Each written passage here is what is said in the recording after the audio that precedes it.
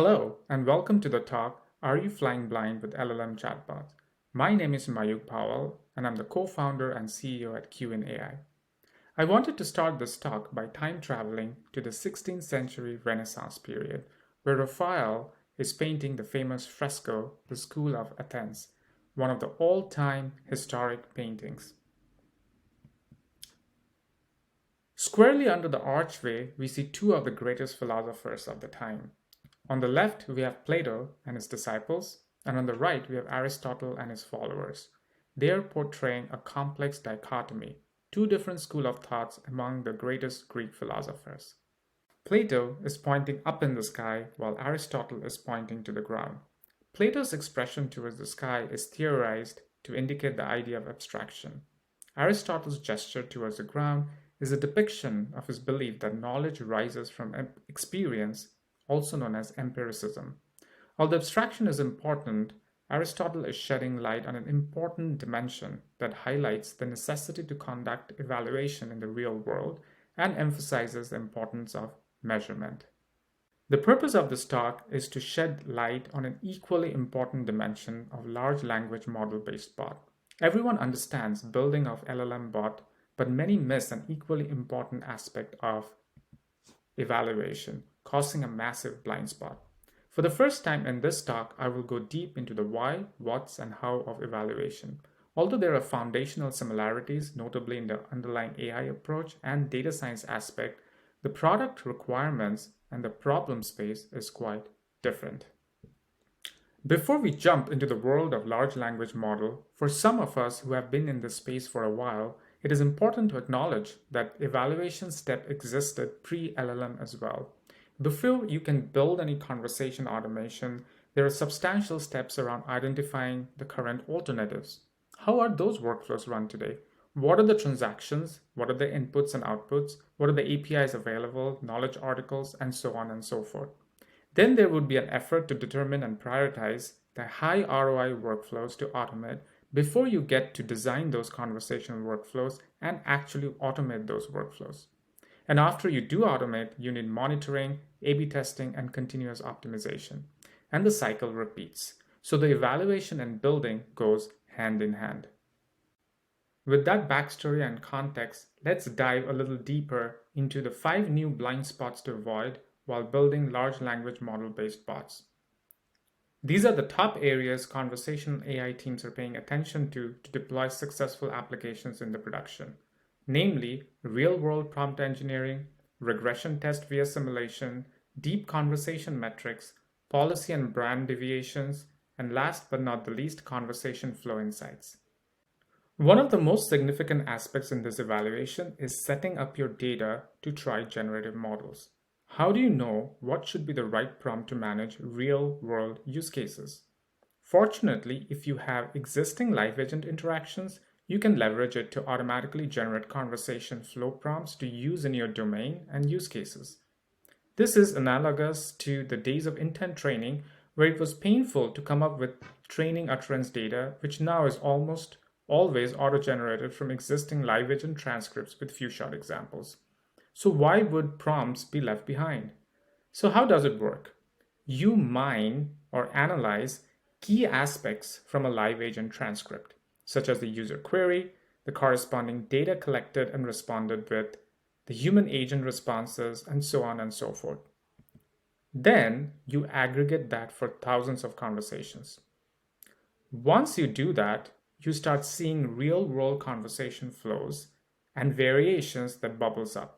For instance, this is an e-commerce or retail scenario.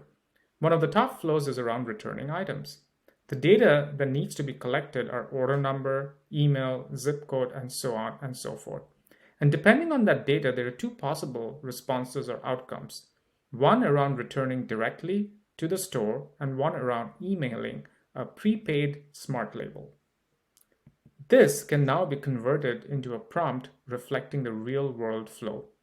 Notice how the prompt is designed to ask for specific information like order number, etc. to fulfill the return query, and how given the purchase type, which in this example is online or in-store, it provides separate responses. Next, let's talk about regression tests via simulation. Sometimes you don't have access to such transcripts. Or even if you do, you're worried about production deployment without first running some kind of regression tests of the prompts and the flow that you have designed. How does the LLM actually react to various inputs and deviations? Is it able to recover? Are there flaws in the design? Won't it be good to leverage the same power of large language models to simulate entire conversations and do that many times and aggregate that to create flows and visualize the simulated conversations? This can help surface and bubble up problem areas such as escalations, abandonments, areas where the problem is not solved at all. This is where conversation flow simulation to conduct regression tests are a blessing. It's a critical step in evaluating the bot design. So let's say you do all of those things and you finally have a bot in production. How do you measure the true value of LLMs? You need deep conversation metrics. These metrics analyze sequence of turns in a conversation to compute how well the LLM is performing with a real user on the other side. These are not metadata driven, but more analyzing the real conversational data. Some important ones are inferred CSAT. This is a CSAT which is automatically computed for 100% of your conversation in real time without relying on post-interaction surveys, which are biased and less objective in nature. Second, resolution rate. Was the user issue actually solved by the bot? This is traditionally a very, very difficult metric to measure. But with LLMs, you can now have a shot. Finally, effort score. How hard was it for the user to get help, including length of the conversation, amount of rephrasing and resetting context, loops they had to go through, etc. In addition to the numbers, you also need to know the why behind the numbers to make them actionable. For example, what are the top positive and negative factors contributing to inferred CSAT? Here is a concrete scenario where reassurance and follow-ups is a positive factor with medium weight. So designing bot prompts to make the bot reassuring and providing follow-up steps, even when the problem is difficult to solve, can improve customer satisfaction and thereby retention. That is a huge actionable insight.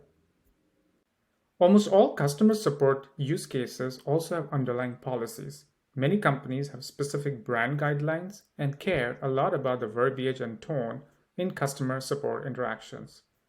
LLM bots can easily go off the rails. Here's an example of a scenario where an expired coupon or discount code can be reactivated. The policy states, what is the time since expiry? If it is less than 7 days, you can go ahead and reactivate. If it is more than 7 days, you need to check the customer loyalty segment. And if it's a loyal customer, you're allowed to reactivate the expired coupon or discount code. With LLMs, you cannot guarantee such rules are abided. There needs to be continuous monitoring to detect such violations. Like, what are the top policy deviations? What percentage of times it occurs? And what is the nature of such deviations? This is crucial for any production deployment. Finally, LLMs are black box in nature.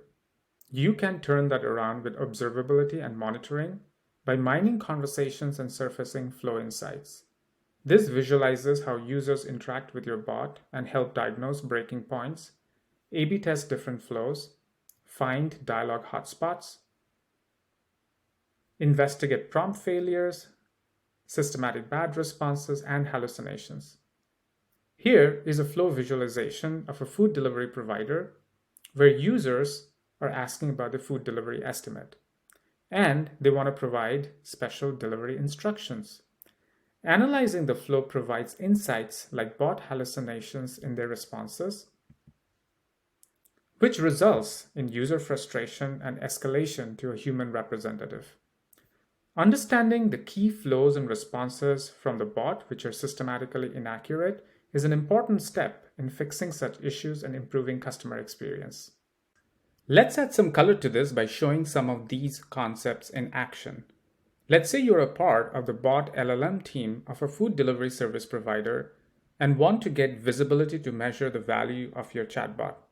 Here you can see we are tracking some of the deep conversation metrics, such as inferred CSAT, resolution rate, and customer effort score. We skip the manual reading of transcripts and save time with real-time customer contact patterns generated by AI and quickly narrow down the contact patterns that causing customer issues and ranking those by these important metrics. Let's go deeper into the why behind the inferred CSAT for one of the top contact patterns, that is the food delivery estimate flow. The old tools of reviewing flow design and old CSAT metrics are no longer relevant. With LLM-based CX, you need LLM-based deep conversation analytics. Here is the inferred CSAT distribution for the food delivery estimate flow. Additionally, you have the top factors that's impacting the inferred CSAT score, such as problem solved, professionalism, customer effort, confusion, escalation requests, and so on and so forth. You can then drill into the problematic conversations with the low inferred CSAT. What we are looking for is specifically what vectors are impacting the CSAT for a conversation. Here we see that some of the top positive factors that impacting the inferred CSAT are professionalism and reassurance and follow-up, whereas the problem solved, frustration being yes, higher customer effort, confusion, and turn count are negatively impacting the CSAT. These are huge insights, which opens up the black box large language models and evaluates them based on observability at a business level. Back to the top of the food delivery estimate flow, we're interested in conversation flow insights to see what are some of the top failure points which we can address iteratively. Interestingly, the user's journey has multiple queries. We can see 25% of the time the user ends up asking about late delivery question after a food delivery estimate query, and around 23% of the time they're asking about the driver going the wrong way. Let's dive a little bit deeper to see one of these dialog paths.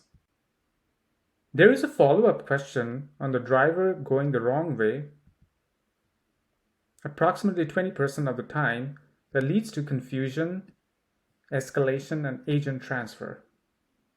We can leverage this insight to model flow deviation. Here we see the top unhandled user queries around the driver going the wrong way and the corresponding agent responses summarized to resolve the same query. This can be exported and converted into a conversation flow prompt reflecting the real-world flow. Zooming into this flow, we also see other breaking points being bubbled up, such as systematic bad responses like hallucinations from the bot. Understanding such key flows and responses from the bot which are systematically inaccurate is an important step in fixing such issues and improving the customer experience. To wrap up, the central theme of this talk is as follows. No matter how fancy your LLMs are or how cool your demos are, the LLM bot chasm is likely a barrier to the general adoption of your conversational AI application. As LLM eats bot automation software, conversational AI team needs an evaluation toolset to deploy production-grade applications which actually adds value in real-world scenarios and improve customer experience, as opposed to building another cool technology feature. I wanted to end this talk by revisiting the School of Athens painting. Building versus evaluating large language model-based bot mirrors the contrast in Raphael's fresco. If we look closer at the characters of his work, we see further confirmation of the dichotomy. On the left, on Plato's side, we have Pythagoras, who is reading from a book about the philosophy that every soul transcends the reality that we see. On the right, on Aristotle's side, we have Euclid, known for geometry, demonstrating something with a compass and emphasizing the importance of measurement and practicality. With that, thank you so much for joining my talk. Feel free to reach out to me at mayuk@qn.ai if you have any questions or follow ups. Thank you so much.